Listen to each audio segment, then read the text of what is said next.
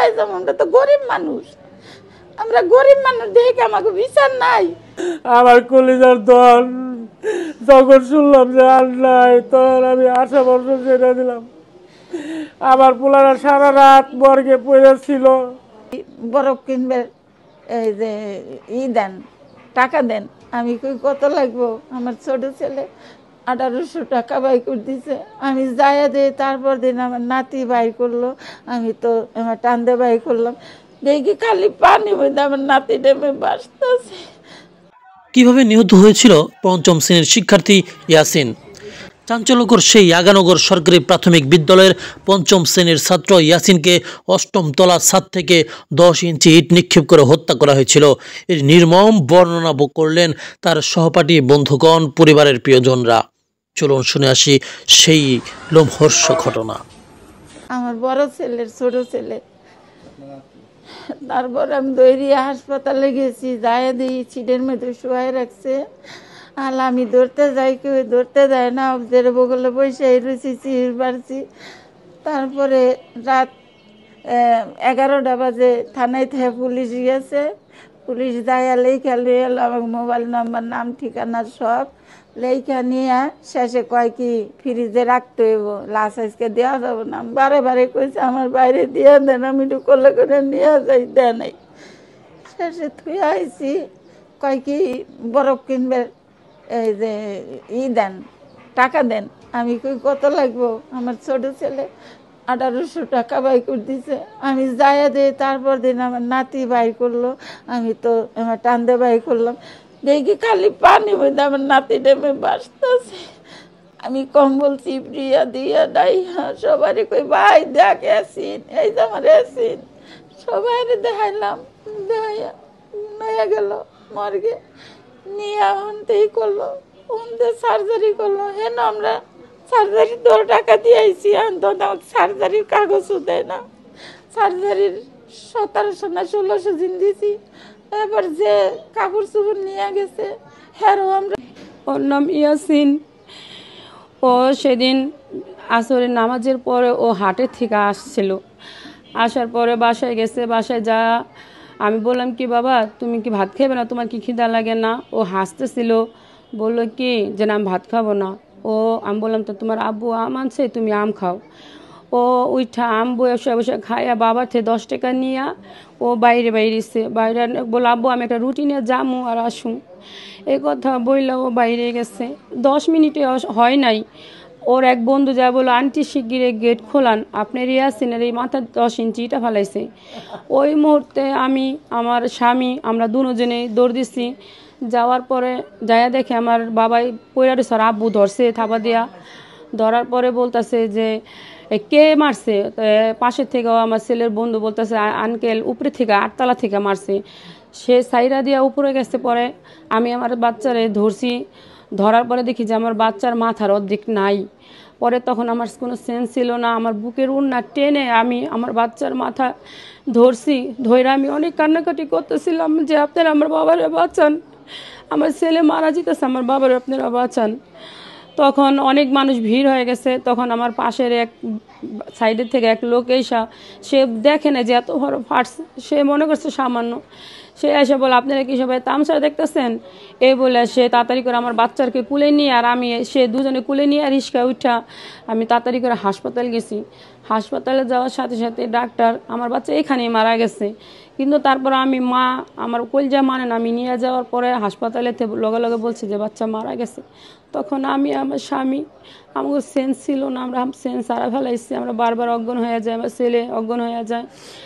তারপরে আজকে এতদিন হয়ে গেল, আজকে আমার ছেলের 15 দিন হয়ে গেছে, তবুও আমরা এটার কোনো বিচার পাইলাম না। কিন্তু ওরা একটা গুজব ছড়াইছে আমাদের নাকি 4 লাখ টাকা দিছে, আমরা মিশে গেছি। কেউ বলে আমরা ঈদের 3 দিন পরে বৈশা এটা মীমাংসা করে দিছি। কিন্তু এখন তো আমার ছেলের কোনো বিচারই আমরা পাইলাম না। আমাদের একটাই অনেক আশা, আমি আর কি বলবো, আমার কোনো ভাষা নাই। আমার অনেক আদরের সন্তান ছিল, ও 11 বছরের ছিল। আমার ছেলে 5ম শ্রেণীর ছাত্র ছিল। তখন আমার ছেলের হাসপাতালের মর্গে আমাদের বাচ্চার যখন বলছে মারা গেছে আমাদের বলে নাই, আমাদের বলছে ঢাকা মেডিকেলে নিয়ে যেতেছে আর ট্রিটমেন্ট হবে। তারপর আমরা বাসায় চলে আসলাম, আমার মা আমাদের ধরে মেরে নিয়ে আসলো। আসার পরে এই পরের দিন আমাদের লাশ তো আর দেয় নাই, ওখানে পোস্টমর্টম কইরা পরের দিন আমার ছেলে লাশ আনলো, আনার পরে তার মাটি দেওয়া হয়েছে। কিন্তু এই পর্যন্ত কেউ আমাদের কোনো সান্ত্বনায় আসে, ওরা লোক পাড়ায় আসে বলে আপনারা সমাধানে আসেন, এতটুকুই বলে, তাছাড়া আর কিছুই না। এতটুকু বইলা সবাই চলে যায়, কিন্তু কেউ বলে না যে আমরা সমাধানে আসছি বা আপনারা সবাই বসেন, এটা আমাদের কেউ বলে না।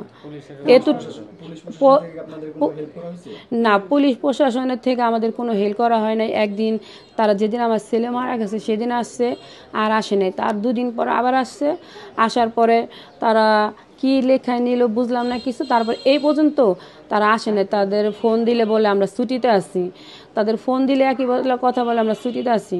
তাই আমার ননদ আজকে সকালে ফোন দিছিল, সে বলে আমার অনেক কাজ আছে, আমি অনেক ব্যস্ত, আমি আসতে পারুম না। তারপর আমার ননদ বললো যে আপনি আজকে আসতে পারবেন না, আপনি কালকে আসবেন। বললো আমি তাও বলতে পারি না, আমি কি করব আমি কইতে পারি না, সেই কথা বলছি। সর্বশেষ আমি বিচার চাই, আমি সূক্ষ্ম বিচার চাই। আপনারা সবাই মিলে আমার সূক্ষ্ম বিচার দিবেন। আমার পোলাটা রোজ কামাই করে খায়, পোলা বান্নে আজকে 15 দিন বসা, কি খায় কি না খায়। আমি সূক্ষ্ম বিচার চাই। আমার নাতিরে যে এরম করছে আমি তার উচিত বিচার চাই। এই বিচারটা আমি পাইতাছি না, পুলিশ আইতাছে না, আমার বিচার আমি পাইতাছি না। থানায় গেল ধারা দাম দেয় না, তাই আমি কি করব? আমরা কোথায় যাবো? আমরা তো গরিব মানুষ, দেখে আমাকে বিচার নাই, আমাকে বিচারটা আমরা চাই। আর কিছু করি না, মধ্যে আমাকে বিচারটা চাই। তরতাজা তাইরা এলো, ইটটা মাইরা হালাইলো। হ্যাঁ মাই কয় তুই টাকা দিয়া পুলিশের মুখ বন্ধ করতেছি, পুলিশ আইব না। তাই সত্যই তো পুলিশ আইতাছে না, তা আমরা কব না যে পুলিশের ঠিকই টাকা দিছে এই কারণে আসে না? আমরা তো চিরাচিরি করি। হ্যাঁ যদি হিমন হইতো তাহলে ওই সময় ছেলে না আমাকে হাতে দিত, যে আমার ছেলে দিয়ে দিলাম, আমি এই ছেলে চাই না। যে ছেলে একটা ছেলে মাইরা হলেছে, আমি এই ছেলে চাই না, ঢাকার ছেলে। আপনারা ছেলে নয়ে যান, আর আপনারা যা কয় না আমি তাইতেই আছি। কি বিচার হইতো না? হে আসি নাই, হে আমাকে এই কথা বলে নাই। আমরা আজকে 15 দিন ধরে ছটফট করি, চির বাড়ির খাই না নই না, মধ্যে আমাকে কোনো সান্ত্বনা নাই। একজন আসে কয় তোমরা মিশে যাও, আবার একজনে গভীর আগুন ছড়াইবে লাগছে, যে হয়েছে আমাকে হাতে মিশে গেছে টাকা পয়সা দিয়া। মধ্যে আমরা কারো কাছে 2 টাকাও নেই নেই। আমরা গরিব হইতে পারি, আমরা মরার ভয় করি, যে কবরে যায় কি জবাব দিমু ওই চিন্তা করি, যে কেউ হাতে মিথ্যা কথা কমু না, সত্য কথা কম খারাপ ভাবে তলাই যাম। আমার একজন গুলি করে মাইরা ফেলাক, সত্য কথা কমু মাইরা ফেলাক, আমি ওইতে ডরাই না। মধ্যেই যে আমার সন্তানের কলজে আগুন লাগছে, এই আগুন আমি কি জানি বাবু, এই আগুন আমি কি জানি বাবু। একটু আগে বাবুরে আম খাওয়াই গেছে, আর বাবুরে ডাক দেয় নাই। আর ইট লাগানোর সাথে সাথে খালি মা কইছে, আর কিছু কইতে পারে নাই। আর আমার ভাই কিছু কইতে পারে না। তারপর দিন নিয়ে এলাম এখানে আইনা। আমার ছেলে ইয়াসিন আমার কাছ থেকে আসরের নামাজের পর টাকা নিয়ে 10টা টাকা নিল, নিয়ে বললো কি আব্বু আমি বাইরে থেকে একটা রুটি নিয়ে আসি। রুটি নিয়ে আসতে গেটের থেকে বাইরেতেই যেই ছেলে আমার ছেলেকে মার্ডার করছে ওই ছেলেকে বল পড়ছে। বল পড়ার পরে আমার ছেলে একে একে 2বার ওই বলটা ফেরত দিছে। দেওয়ার পর 3য়বার পড়ার পরে আমার ছেলে দেয় নাই, কইছে তোমাদের বল তুমি এসে নাও। এই কথা বলনের পরে তারা ছোট ছোট পাথর মারছে প্রথম আমার ছেলেরে। তখন মসজিদের থেকে মুসল্লিরা বাইরে ওদেরকে অনেক রাগারাগি করার পর ওরা চাইপা গেছে। চাইপা যাওয়ার পরে আমার ছেলে ওখানে প্রস্রাব করতে বসছিল। প্রস্রাব করা অবস্থায় ওরা 8 তলার থেকে একটা 10 ইঞ্চি ইটা আমার ছেলের মাথায় মেরে আমার ছেলের জায়গায় মেরে ফেলছে। যখন নাকি ইটা পড়ছে ছেলের মাথায়, তখন আমার ছেলের এক বন্ধু যে আমার দরজার মধ্যে টোকা দিয়ে বলতেছে আঙ্কেল জলদি করে গেট খোলেন।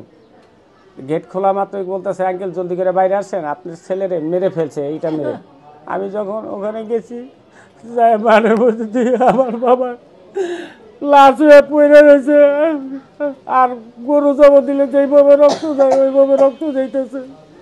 আমার তখন মাথা ঠিক নাই, আমি কি করব, কই যাবো। তারপরে আমার ছেলেরে, আমার শালা এবং আমার পরিবারে আর এক ভাই, এই তিনজনে মিলে মৃত্যুর হাসপাতাল নিয়ে গেল। আমি অনেক অজ্ঞান হয়ে পড়ে রইলাম।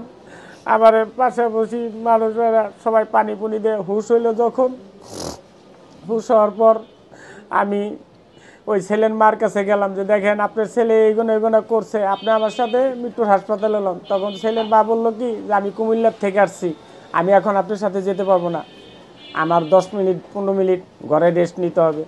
তখন আমি আর আমার মাথা কোনো কাজ করলো না, আমি ওই ঘরেতে বের হয়ে আমি মৃত্যুর হাসপাতালে গেলাম। হাসপাতালে যেয়ে দিই আমার বাবার মৃত্যুদেহ পড়ে রয়েছে। তখন আমি ওখানে অজ্ঞান হয়ে গেলাম।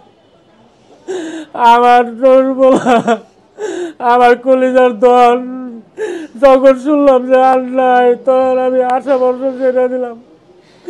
আমার পোলারা সারা রাত মর্গে পড়েছিল। মর্গের থেকে তারপরের দিন 4টা 4:30 নাগাল পোস্টমর্টম করে বাড়িতে যখন নিয়ে আসছে লাশ আনার পরে আমার ছেলের মুখটা আমি দেখলাম। দেখার পরে আমার আর এই দুনিয়ার কিছুই খেয়াল নেই। তখন আমার ছেলের মাগরিবের কিছুটা আগে আমি তারে আমবাগিচা কবরস্থানে তারে দাফন করা হয়। দাফন করে আসার পরে এলাকার অনেকেই অভিভাবক, বিএনপির অনেক নেতা পেতারাও আসে, আইসা সান্ত্বনা দেয়। সান্ত্বনা দিয়ে বলে এটা একটা মিলমিশের মধ্যে আপনারা চলে যান। কিন্তু কেউ বললো না যে এই গরিব মানুষের সন্তানটা, তরতাজা সন্তানটা মেরে ফেললো, তার একটা সূক্ষ্ম বিচার হওয়ার দরকার। এমনকি আইন প্রশাসন আমার এই পর্যন্ত কোনো সহযোগিতা করে নেই। আমি তাদের কাছে গেছি, শুধু তাদের কাছে গেছি, পরে আবার দুরু করে খেদাই দেওয়া হয়েছে, কোনো গুরুত্বপূর্ণ দেয় নেই। আমি এখন এই দেশের সরকারের কাছে আমি আমার ছেলের হত্যার বিচার চাই। আমি আশা করি যে এই দেশের সরকার নাকি সূক্ষ্ম বিচার করে, দেশ স্বাধীন হয়েছে। আমি চাই স্বাধীন দেশে জানি আমি একটা আমার সূক্ষ্ম বিচার আমি আশা করি। আর কিছু